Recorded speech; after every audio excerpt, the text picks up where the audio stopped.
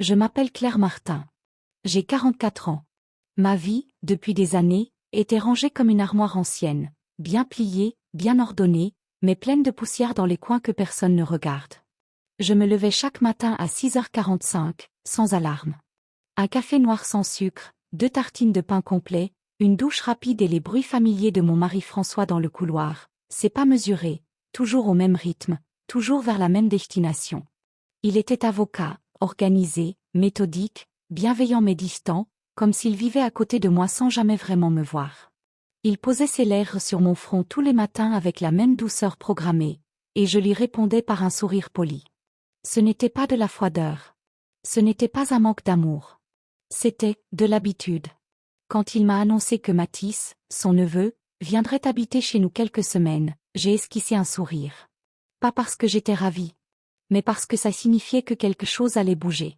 Et moi, je n'aimais pas que ça bouge. J'étais comme une pierre plate au fond d'un ruisseau, immobile, mais lentement polie par le temps. Mathis avait 23 ans. Il venait de quitter un logement étudiant à Lyon après une dispute familiale. François m'a dit, ce sera temporaire. Juste un mois ou 2 points. J'ai acquiescé. Mais quelque chose en moi s'est tendu. Il est arrivé un mardi soir, les épaules couvertes d'un vieux manteau beige, une valise à roulettes brinque-ballante derrière lui, et cette assurance naturelle que certains jeunes ont sans même le savoir. Il m'a salué avec un sourire tranquille et m'a embrassé sur les 2 joues, doucement, sans insistance. Mais ses yeux, ils sont restés accrochés aux miens un peu trop longtemps. Il avait ce regard qui vous effleure, qui vous frôle, qui sème quelque chose d'invisible et qui pourtant vous suit. Je lui ai montré sa chambre, préparée à l'étage, près de la mienne. Il m'a remercié, simple, poli. Rien à dire. Mais cette nuit-là, j'ai mis plus de temps que d'habitude à trouver le sommeil. Le lendemain matin, je préparais le petit déjeuner comme toujours. François était déjà parti. J'étais encore en peignoir, les cheveux humides, un peu maquillée, comme une habitude que j'avais presque perdue mais reprise sans y penser. Mathis est descendu avec une chemise ouverte sur un t-shirt gris et un pantalon de sport. Ses cheveux étaient encore mouillés. Il a souri, pris une tasse, et quand il m'a remercié, ses doigts ont effleuré les miens. Ce n'était pas volontaire. Du moins, c'est ce que je me suis dit. Mais son regard, il n'avait rien d'arrogant. Il était calme, attentif, comme s'il cherchait à comprendre qui j'étais réellement derrière mon sourire d'épouse rangée. Quelques jours plus tard, en passant devant sa porte, j'ai remarqué qu'il avait laissé sa serviette trempée sur le rebord du lavabo. Par réflexe, j'ai voulu lui en donner une propre.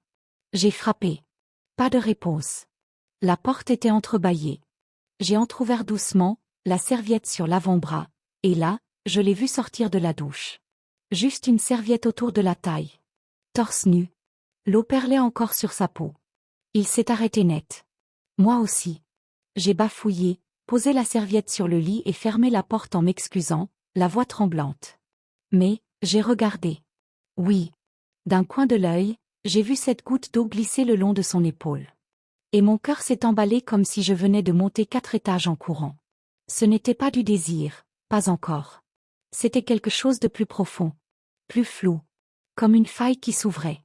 Cette nuit-là, je n'ai pas dormi. Mon corps, lui, se souvenait. La chaleur dans ma nuque. Le souffle court. Le vertige. Le jour suivant, je me suis surprise à fouiller au fond de mon armoire. J'ai retrouvé un ancien ensemble de lingerie couleur ivoire, raffiné, avec de la dentelle discrète. Je ne l'avais pas mis depuis des années. Je ne l'ai pas mis pour lui. Je l'ai mis pour moi. Pour me rappeler comment c'était, quand on se sentait femme, pas juste épouse.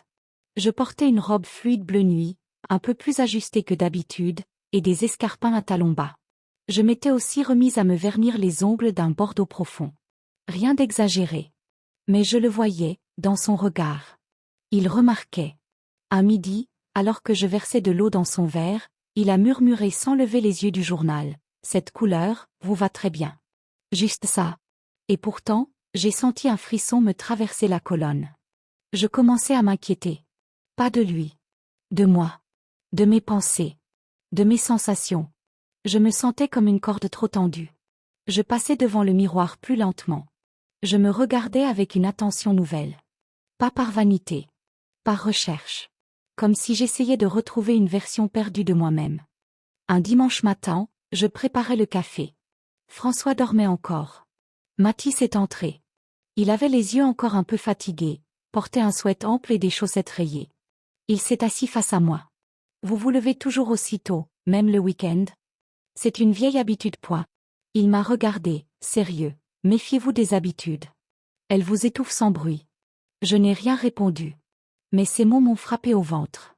Comme une vérité qu'on refuse d'admettre. Ce soir-là, j'ai rêvé que nous marchions sur une plage bretonne. C'était doux. Silencieux. Il ne disait rien. Il marchait juste à côté de moi. Et c'était suffisant. Quand je me suis réveillée, mon cœur battait trop fort. J'ai tourné le dos à François, j'ai fermé les yeux, et dans le noir, j'ai pensé à ce regard. À ce frôlement de doigts. Les jours suivants glissèrent comme des draps de soie sur une peau nue, doucement, mais avec cette friction presque imperceptible qui finit par brûler. Rien n'avait encore changé en surface. Mais à l'intérieur de moi, chaque chose, chaque geste, chaque regard prenait un poids nouveau. François continuait sa routine. Café à 7h10, cravate bleue le lundi, grise le mercredi. Il m'embrassait sur le front avec douceur, comme on effleure un livre fermé depuis longtemps. J'étais sa compagne, son pilier tranquille. Et j'acceptais ce rôle, depuis si longtemps, que j'avais fini par oublier que j'avais été autre chose. Mais Mathis, lui ne m'avait jamais connu autrement. Un matin, je suis descendue plus tôt que d'habitude. J'avais enfilé un chemisier blanc, un peu trop léger pour la saison, rentré dans une jupe en laine noire qui épousait mes hanches sans les marquer. Des collants fins, et mes bottines préférées. Ce n'était pas volontaire. Enfin, pas tout à fait. Mathis était déjà là. Il s'appuyait contre le plan de travail, une tasse de café entre les mains, vêtu simplement d'un sweat ample et d'un pantalon en coton clair. Ses cheveux encore humides laissaient tomber quelques gouttes dans sa nuque. Il avait une de ces allures nonchalantes qui font que tout semble naturel, même l'inacceptable. « Vous êtes très élégante, ce matin », dit-il en me regardant droit dans les yeux. Je n'ai pas su quoi répondre. Ce n'était pas un compliment de politesse. C'était une observation, dite avec une sincérité troublante. Et surtout, avec cette voix grave, un peu voilée, qui restait en suspension dans l'air. Il m'a tendu la cafetière. Nos doigts se sont à peine touchés. Mais dans ce frôlement, j'ai senti mon souffle ralentir. Ou s'accélérer, je ne sais plus. Depuis ce moment-là, sa présence est devenue comme un parfum qu'on ne perçoit qu'après coup, mais qui vous suit partout. Il ne faisait rien d'inapproprié. Il respectait les silences. Mais c'était justement ce silence qui me déstabilisait. Il me regardait comme si j'étais quelqu'un. Quelqu'un que j'avais oublié d'être. Un après-midi, François avait une réunion tardive. Je suis rentrée avant lui. Mathis était dans le jardin, en train de repeindre une vieille chaise en fer forgé qu'il avait trouvée au grenier. Torse couvert d'un débardeur noir, bras tachés de peinture, concentré. Il m'a salué d'un simple signe de la main. Je me suis penchée à la fenêtre. Juste quelques secondes. Mais je l'ai observé. La manière dont ses doigts tenaient le pinceau. La façon dont il fronçait les sourcils. Il avait cette énergie calme qu'ont certains artistes. Précis, lent, concentré, mais intensément vivant. Je suis montée dans ma chambre. J'ai ouvert mon tiroir. J'ai sorti un flacon de parfum que je n'utilisais plus, bois de rose et ambre léger. 2 gouttes derrière l'oreille. Puis, j'ai laissé mes cheveux tomber librement sur mes épaules. Je me suis surprise à vouloir être vue. Pas admirée. Juste, vue. Cette soirée-là, j'ai dîné seule avec Mathis. Il avait préparé des pâtes avec des légumes rôtis. Rien de spécial. Mais il avait mis la table avec soin. Une bougie allumée. Des verres à pied. Il m'a servi le vin avec un calme presque cérémonial. « Vous aimez les dîners simples ?» a-t-il demandé poids. « Ce que j'aime, c'est quand quelqu'un fait attention aux détails. » Il m'a regardé longuement. Puis il a souri. Et j'ai senti mon cœur glisser lentement vers une frontière invisible. On a mangé en parlant peu. Le bruit des couverts sur la porcelaine remplissait le silence. Il n'était ni gênant, ni vide. Juste chargé. Comme si chaque mot retenu avait plus de poids qu'un discours entier. Après le repas, je suis restée seule un moment à la cuisine. Il a rangé calmement les assiettes. Et avant de monter, il s'est arrêté dans l'encadrement de la porte. Il m'a regardé sans un mot. Son regard est resté accroché au mien une seconde de trop. Et c'est dans cette seconde-là, précisément, que j'ai su que le point de bascule était proche. Très proche. Ce soir-là, j'ai dormi mal. Agitée. J'ai rêvé d'un couloir, étroit, sans fin, où chaque porte était entrebâillée, et derrière chacune, son regard. Je me réveillais à chaque fois avec le cœur battant. Le matin suivant, en enfilant mes vêtements, une chemise à rayures fines, un pantalon cintré, un collier simple, j'ai réalisé que je faisais des choix, pour qu'il me voie. Pas de manière provocante. Pas pour le séduire. Mais pour exister, autrement que comme l'épouse de François. À midi, il m'a croisé dans le couloir. Il m'a frôlé de l'épaule sans le vouloir, ou peut-être si. Et dans ce bref contact, mes nerfs se sont tendus comme des cordes humides au soleil. Il a murmuré, « Je peux vous poser une question ?»« Oui, poids. Est-ce que vous vous sentez encore vu ici ?» Je n'ai pas répondu. Parce que la réponse, je la connaissais. Il y a des jours où tout semble normal, et pourtant chaque détail est une déchirure. Le matin où tout a vraiment basculé, je me suis levée avant l'aube. Le ciel était encore bleu-noir, et la maison respirait lentement dans son sommeil. Je suis entrée dans la cuisine pieds nus, enveloppée dans un peignoir léger en satin ivoire, mes cheveux attachés avec négligence. Je n'avais pas encore pris mon café, mais je sentais déjà cette tension en moi, cette attente silencieuse qui ne disait pas son nom. J'ai ouvert la fenêtre. L'air était frais, chargé d'humidité. Et puis j'ai entendu les pas. Mathis descendait. Il portait un pull fin, trop grand pour lui, qui laissait deviner le haut de sa clavicule, et un pantalon en molleton foncé. Ses pieds nus frôlaient le carrelage. Il s'est arrêté dans l'encadrement de la porte. Il ne m'a pas regardé immédiatement. Il s'est servi un verre d'eau. Puis, seulement, il s'est tourné vers moi. « Vous êtes déjà réveillé. » Je n'arrivais pas à dormir. Il a hoché la tête, lentement. Il n'a pas demandé pourquoi. Il savait. Je suis restée debout, adossée au plan de travail. Lui, de l'autre côté de la pièce. La distance entre nous était grande. Et pourtant, je sentais sa présence comme une couverture chaude sur ma peau nue. Vous pensez parfois à tout ce que vous auriez pu être, si vous aviez pris une autre direction ? Demanda-t-il. Tous les jours, ai-je répondu. Il s'est approché. Pas trop près. Mais assez pour que je voie les cernes sous ses yeux, les petites cicatrices sur ses mains. Il était jeune. Mais ce jour-là, il avait un regard d'homme. Le silence a duré longtemps. Je me suis retournée pour prendre une tasse dans le placard. Il a tendu la main pour m'en passer une, et nos doigts se sont de nouveau touchés. Cette fois, ni lui ni moi ne nous sommes retirés. Il m'a regardé. Pas avec insistance. Pas avec désir brut. Avec quelque chose de plus dangereux, de la tendresse contenue. « Claire, murmura-t-il. Je peux partir si vous le souhaitez. » Je n'ai rien dit. Mais mes yeux l'ont fait à ma place. Il s'est éloigné alors. Il a quitté la cuisine, lentement, me laissant seule avec le tremblement de mes mains. L'après-midi même, François m'a proposé d'aller faire une course en ville. J'ai refusé, prétextant de la fatigue. Il est parti sans insister. Je suis restée dans le salon, les volets à moitié ouverts, assise sur le canapé en velours gris. J'avais mis un pull doux à col large qui glissait un peu sur l'épaule, un pantalon noir moulant en matière stretch. Je portais des chaussettes hautes, rayées, que je n'avais pas sorties depuis des années. Ce détail m'amusait. Mathis les avait déjà remarqués, un soir où je lisais dans la véranda. Il est descendu vers 17 heures. Il s'est arrêté dans l'encadrement. Encore une fois. Toujours cet espace entre nous comme un fil tendu, prêt à céder. On ne fait rien de mal, ai-je dit en le regardant droit dans les yeux. Il a haussé les épaules.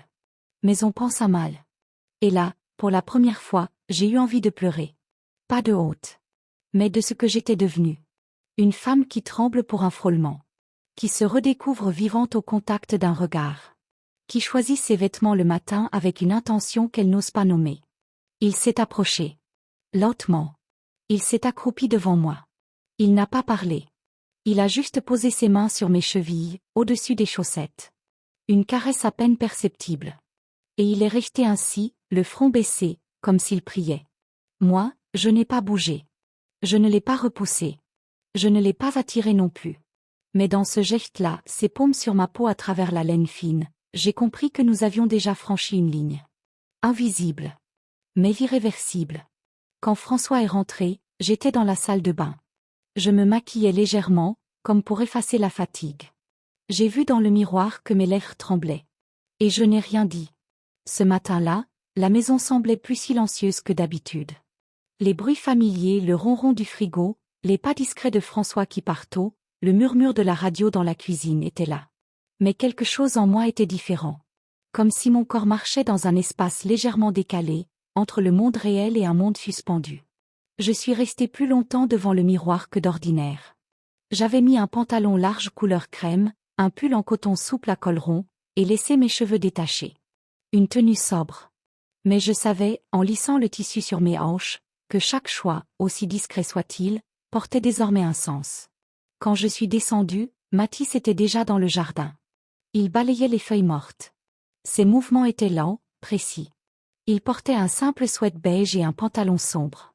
Son dos était tourné, mais je le regardais à travers la vitre de la cuisine. Il ne faisait rien d'extraordinaire. Et pourtant, le voir là, dans cette lumière du matin, faisait battre mon cœur un peu trop vite. Je préparais du thé quand il est entré. Il s'est essuyé les mains, puis a posé son téléphone sur le comptoir. Il ne m'a pas regardé tout de suite. Il s'est versé un verre d'eau. Puis, comme s'il avait senti mon regard, il s'est tourné. « Vous êtes toujours aussi calme, dit-il. Même quand tout semble trembler. » Je ne savais pas s'il parlait de lui. Ou de moi. Ou des deux. C'est une habitude, ai-je répondu. On apprend à se taire plus vite qu'on apprend à parler. Il m'a regardé longtemps. Mais le silence a un prix, murmura-t-il. Je n'ai pas osé demander lequel. Plus tard dans la journée, François m'a proposé un déjeuner dehors. Une terrasse dans un petit bistrot du centre. Il faisait doux, presque chaud pour la saison. J'ai accepté. Nous avons parlé de choses sans poids, les travaux à la mairie, les prix qui augmentent, la pluie qui tarde. J'écoutais. Mais à l'intérieur, tout se passait ailleurs. Au retour, François a proposé de s'arrêter chez ses parents. Il voulait déposer un livre à sa mère. J'ai prétexté une migraine légère et je suis rentrée seule. Quand j'ai ouvert la porte, Mathis était assis dans l'escalier, un livre à la main. Il s'est levé immédiatement. « Ça va » m'a-t-il demandé avec une sincérité désarmante. J'ai hoché la tête. Je suis juste fatiguée. Il s'est approché d'un pas. Puis s'est arrêté. Nous étions là, dans le hall d'entrée, baigés de cette lumière dorée de fin d'après-midi. Le silence entre nous n'était plus inconfortable. Il était devenu familier. Chargé, mais doux. « Je ne veux pas compliquer votre vie, Claire, dit-il. Mais je ne peux pas faire semblant non plus. » Je ne bougeais pas. Je respirais à peine. Je crois que je ne sais plus faire semblant, moi non plus. Il n'a pas souri. Il n'a pas bougé. Il est resté là, à me regarder comme si j'étais un passage qu'il n'osait franchir, mais qu'il ne pouvait plus éviter. Le soir, j'ai préparé le dîner. Quelque chose de simple. Une soupe aux légumes, du pain frais. Mathis est descendu aider. François était encore chez ses parents. Nous étions seuls. Il coupait des tranches de pain. Moi, je mélangeais dans la casserole. Nos gestes étaient calmes. Normaux. Mais dans chaque geste, une tension fluide nous entourait. Comme si nos mains parlaient sans nous. « Vous aimez cuisiner » m'a-t-il demandé, les yeux fixés sur la lame du couteau. J'aimais ça, autrefois. Maintenant, je ne sais plus. Peut-être que j'ai simplement oublié. Il a déposé le pain sur la table. Puis s'est tourné vers moi. Il a dit, très bas. « Moi, je vous vois. » Je suis restée figée. Ce n'était pas une déclaration. Ce n'était pas une invitation. C'était une vérité. Une phrase si simple, et pourtant si bouleversante. Je n'ai pas répondu. Mais pendant qu'il remontait dans sa chambre, je suis restée seule, dans la cuisine, à le suivre des yeux jusqu'à ce que sa silhouette disparaisse. Et pour la première fois depuis très longtemps, j'ai eu envie de pleurer. Pas de tristesse. De soulagement. Parce que quelqu'un me voyait encore. Cette nuit-là, je ne dormis pas. Je restais longtemps allongée sur le dos, les yeux ouverts, à écouter le souffle lent de François à mes côtés. Et dans l'obscurité, je me suis demandé, jusqu'où peut-on rester fidèle à une vie qui ne nous voit plus? Je me suis réveillée avant le lever du jour. Pas à cause d'un bruit, ni d'un rêve. Juste une sensation étrange dans le ventre. Comme si quelque chose s'était déjà produit, alors que tout était encore en attente. J'ai descendu l'escalier en silence. La maison dormait encore. Il faisait froid. Le sol en bois était tiède sous mes pas nus. J'ai allumé une seule lampe, dans le coin du salon, une lumière douce, orangée. Je suis restée là, debout dans la pénombre, avec une tasse de thé qui refroidissait dans mes mains. Et puis j'ai entendu une porte. Discrète. Il descendait. Mathis. Il portait un sweat sombre, Un sac à dos léger pendait à son épaule. Ses cheveux étaient encore en désordre. Il ne s'attendait pas à me voir. Nos regards se sont croisés dans le silence. Je savais ce que signifiaient ses habits, son allure, son pas mesuré. Il partait. Pas plus tard. Maintenant. Je voulais éviter les adieux, dit-il avec une voix presque éteinte. Tu pars ce matin? Il hocha la tête. Ses yeux brillaient, mais pas d'émotion visible. Juste, une fatigue profonde. Une lucidité blessée. Mon père m'a trouvé une chambre. Ce sera plus simple. Je savais qu'il disait la vérité. Mais pas toute la vérité. Il aurait pu rester. Je ne lui avais jamais demandé de partir. Mais je n'avais jamais dit non plus qu'il pouvait rester. Ce vide entre deux phrases, c'était là que nous nous étions perdus. Tu vas bien?